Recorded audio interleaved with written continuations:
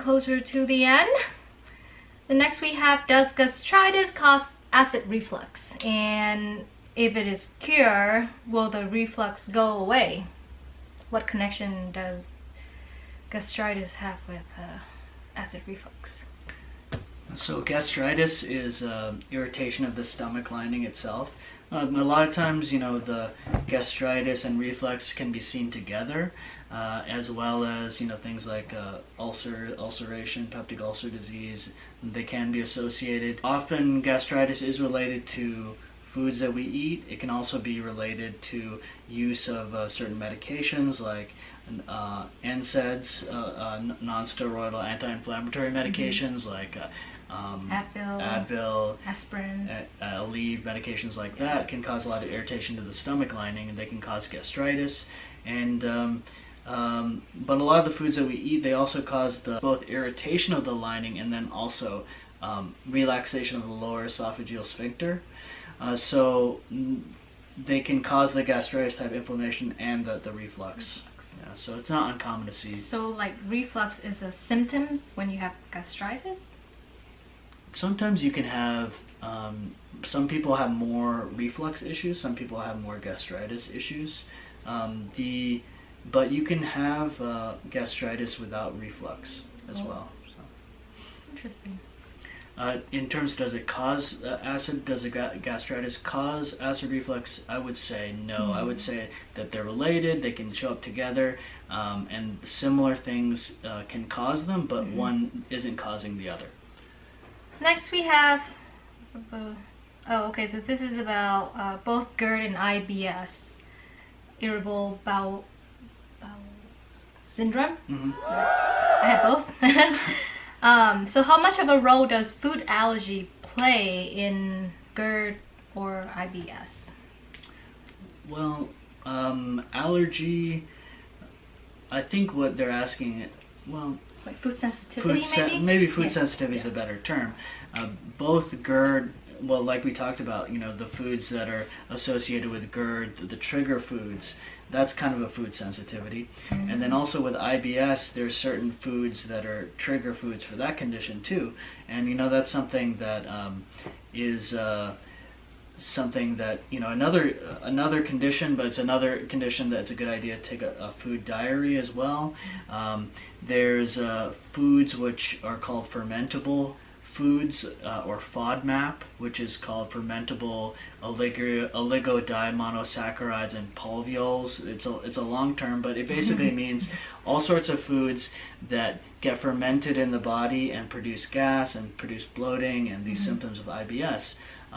So in both conditions, there are foods and that can trigger them both in GERD and IBS. Right. Actually, you're right, because when I looked it up, when I first started getting IBS, this is like several months ago, but the trigger foods are so similar, like almost the same food.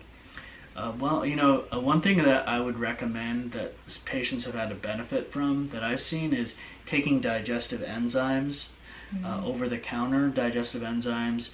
And what these are basically similar to the enzymes that your body produces to break down food, to break down protein, to break down carbohydrates and milk and things like that. Is that the HCl something? Is that like very similar to your stomach acid? Oh no, that's something else. Oh, okay. Because someone asked me this just the other day, like, oh, have you tried this? And I asked my doctor, my gastro, and he did not recommend it. Oh, okay. Just because he said that your stomach looks like everything is working. Yeah, but yeah, digestive enzymes, they're basically proteins that help break down and digest food. And for people with IBS or GERD, sometimes there's some anecdotal evidence, not a whole bunch of research yet, but there seems to be some evidence that taking digestive enzymes to help break down food helps control these symptoms. So that's another thing. If you haven't tried that, that's something you can add to your regimen. Is that something that over the counter? Yeah. Is there a brand that you recommend, or like the name of one popular one? Well, there's a lot of brands on Amazon. that are available, but I think any product will do a pretty good job. So we would just Google digestive enzyme. That's right, yeah. Okay. Well, there's one company called Enzyme Medica that I've used personally for because I have lactose intolerance. I use their product for, And it helps. It helps that, so. That's great. Okay, I'll link the link down in the description box so you can look it up. All right, that was a good question. Next is it possible to restore the lower esophagus or esophageal, the LES functions over time without surgery? Well, to answer this question, I would say for the most part, issues with lower esophageal sphincter function, in most people they're temporary and they're due to trigger foods for the most part.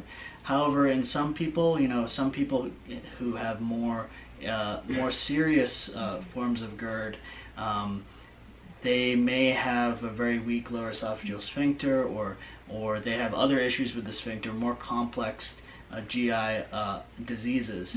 Surgery is a type of intervention in rare cases for GERD for people who have issues with the lower esophagus as well. So to answer the question, for the most part, most people can get some improvement, but in rare cases, surgery is an option for some people. And again, you need to check with your doctor. Can't determine this by yourself. Yes, that's right.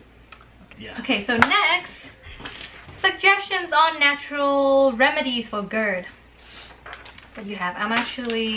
I've been taking a lot of these natural supplements for the last several years, and I already shared with them like a couple of things that works really well for me. But beside licorice, aloe vera gels, and Slipperium has been working great for me. Do you have anything else that you would suggest? There's some anecdotal evidence that turmeric and ginger can also give you some benefit, and then in addition to the things that you mentioned. Apple cider vinegar is something that I've also read about. I don't know any patients personally who've used that. I know I have some patients who are taking it for weight loss and other things, and they say that it helps them in that regard. But not GERD, right?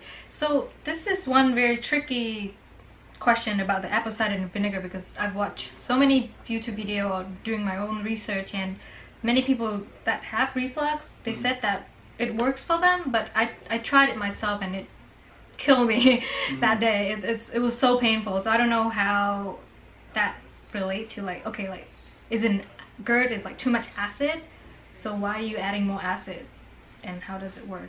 They might have something else, I don't know. Well, one of the questions that you asked later is kind of about that. Oh, okay. So I guess we can kind of touch on that, but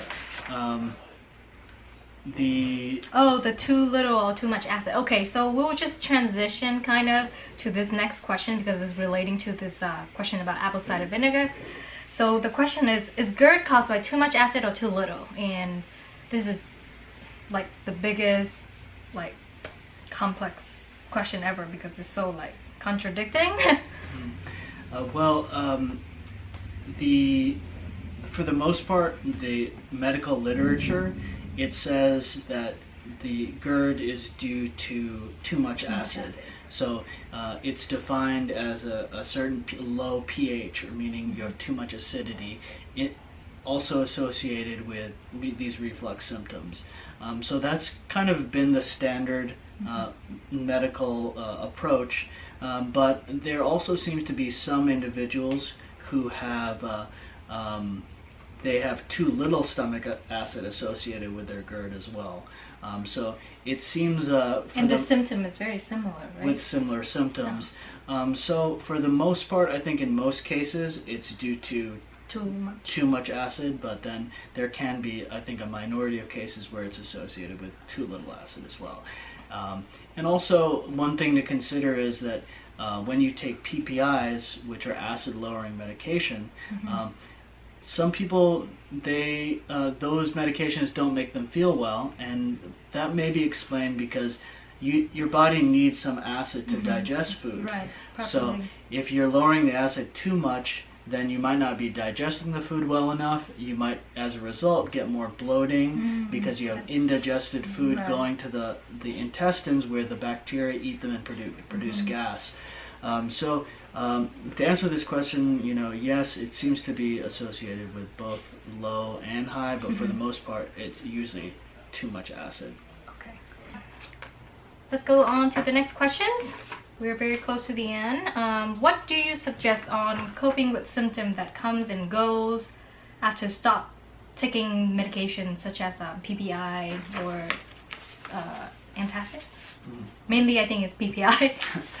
So what would you recommend, like what to do to cope with like the symptom? You can if also I decide like I'm gonna stop taking. Yeah, if you don't want to take medications, you can try some of the herbal supplements we talked about.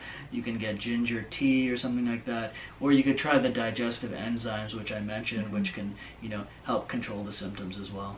But number one is to change your diet and stick Definitely. with that diet. Wonderful. Okay, guys, so we're down to 3 last questions. The next, what can you tell us about the pH level of stomach with GERD? Okay.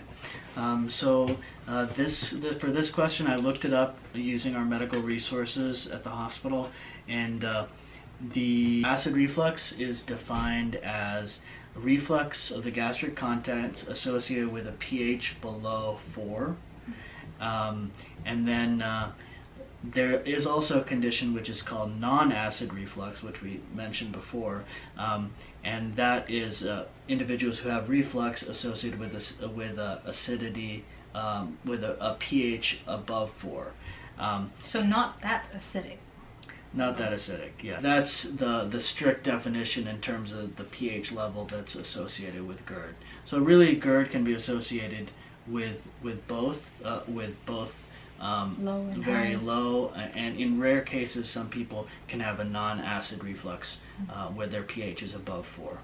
And the next question, second to the last, does GERD cause shortness of breath? Oh, this is a part of the last question we're going to go over, kind of. So I don't know why. yeah, I mean, one of the there is a respiratory association with GERD, and it's some people can get a chronic cough from GERD, and this can occur especially when you have acid reflux that happens at night. That is often associated with eating late at night or having trigger foods late at night. Then you go lie down. The pressure. Right, the pressure is there, and then when you're lying down flat, it's easier for the acid to travel parallel to the body, and it can go up to the throat, it can irritate the throat, and then it can also even go down the trachea and cause some irritation to the lungs as well. Oh, wow. So for people with nighttime symptoms, it's really important to not eat late. Don't have anything after 7 p.m. Or if you have a chronic cough, GERD can explain the reason for a chronic cough as well. And then, do you recommend just getting elevate your pillows, your bed? Yeah, you can definitely use a few more pillows. You can elevate the head of the bed by putting some bricks or something at the top part of the bed, or just change your habits and try to avoid eating too late. Yeah, when it used to be really bad, sometimes I just sleep sitting up on the couch. Yeah, it was terrible, but much better now. Okay, last question, guys. Whew, we went through a lot of questions. Good questions. Okay, so the last question is, a lot of people experiencing food stuck in their chest, or more like in the back of their throat, and can taste the food in their throat, and plus the shortness of breath and fullness. Are those normal symptoms of GERD? And what do you suggest doing to help, or taking any medication to help? Sure. So yeah, these are normal symptoms of GERD. The feeling of feeling something in your throat, the pressure, the taste of food, or metal taste in the back of your mouth. Like I said, some shortness of breath or cough can be associated with the GERD. So these are common symptoms associated with GERD. Very common. Yeah, so a lot of people have these complaints. And in terms of what to do, all the things that we already talked about. avoiding the trigger foods that we mentioned, taking over-the-counter medications, avoiding NSAIDs, avoiding alcohol, avoiding smoking. You can weight loss has been shown to improve the symptoms of GERD as well. So there's a lot of things you can do in terms of what we call lifestyle changes. Exercising. Yeah. So if that leads to weight loss, then you can have some benefit there too. So there's a lot of things you can do, and then for symptoms of fullness, that can be due to excess gas, or so you can try digestive enzymes or probiotics for the feeling of fullness or bloating. And then for that feeling of burning sensation, if you don't want to take those medication, you can try the natural supplements. That's right. You can try those as well. Yeah. Licorice, like you mentioned, ginger, turmeric. I think there's a lot of options that people do discuss online. It's a matter of trying things and finding something that works for you. Yeah, because ginger, I know that it's posted on a lot of videos and articles, and people mention it a lot, that helping with a lot of GI issues. But when I try ginger, whenever I had heartburn or my GERD, when it was flaring up, a little bit is okay, but if I eat too much, I also feel like it was like irritating for some reason, maybe because it's spicy. But again, like, everybody's different, so you just gotta try. That's right. See if it works. Okay, so that's the end of all of our questions, or all the questions that you guys sent me. Thank you for sending them in, and thank you so much, Dr. Minhas, for coming no over problem. here. I was glad to be part of it, and I can always come back if there's more questions. But it was fun. Thanks a lot for having me. I appreciate it. No worries. Thank you for coming in, and it was great. I had so much fun. Hope you had to. Alright guys, I'll see you guys next time, and subscribe if you haven't. If you have more questions, comment down below, and I will try to maybe send him the questions and just answer them through the comments, or you can email us. But yeah, take care of yourself, eat better, exercise, and do all the things that we mentioned earlier. Take care. Bye guys.